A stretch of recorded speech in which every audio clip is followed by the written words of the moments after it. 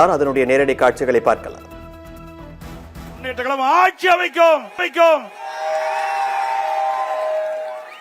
திமுக நிலைமை பரிதாபமா இருக்குது. அப்படித்தானே?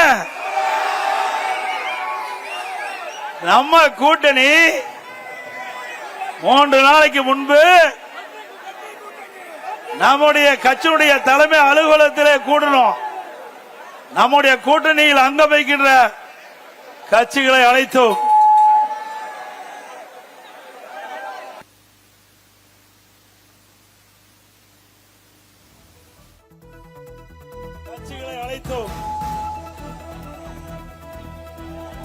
தேர்தல் நேரத்தில் நம்முடைய கூட்டணி கட்சிக்கு எத்தனை இடங்கள் என்று தேர்வு செய்து அறிவித்தோம்.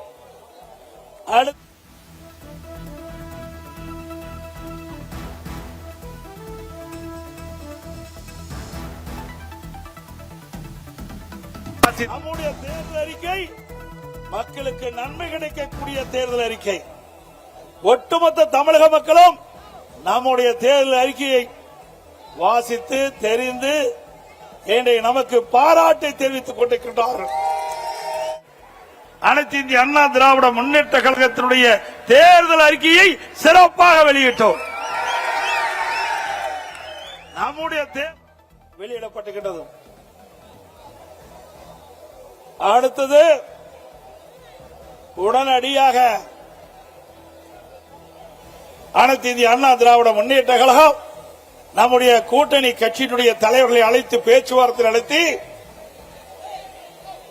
எந்தெந்த தொகுதியில் எந்தெந்த கட்சியை போட்டியிடும் என்ற பேசி ஒருமித்த கருத்தோட இன்றைய தினம் நாம் வெளியிட்டிருக்கிறோம்.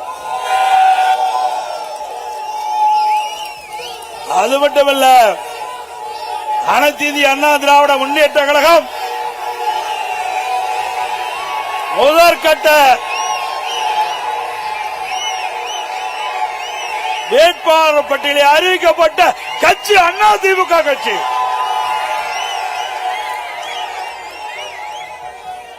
முதற்கட்டமாக போட்டியிடுகின்ற வேட்பாளர் 23 பேர் அடங்கிய பட்டியலை நாம் அறிவித்திருக்கின்றோம். என ஓரிரு நாட்களில் அனைத்து இந்திய அண்ணா திராவிட முன்னேற்ற கழக வேட்பாளர்கள் போட்டியிடுகின்ற பட்டியல் முழுமையும் வெற்றி அறிவிக்கப்படும் என்பதை மகிழ்ச்சியோடு தெரிவித்துக்கிறேன். திமுகவுடைய நிலை என்ன? திராவிட முன்னேற்ற கழகம் கூட்டணி அமைப்பதற்கு 20 நாட்களா போராடிட்டு இருக்கிறாங்க. ஒவ்வொரு கட்சியும் பதறிக்கொண்டிருக்கின்றது. திராவிட முன்னேற்ற கழக தலைமையிலே அமைக்கப்பட்ட கூட்டணி கட்சிகள் போராடி அவர்கள் தொகுதியை பெற வேண்டிய அவல நிலை அந்த கூட்டணியிலே இருக்கின்றது.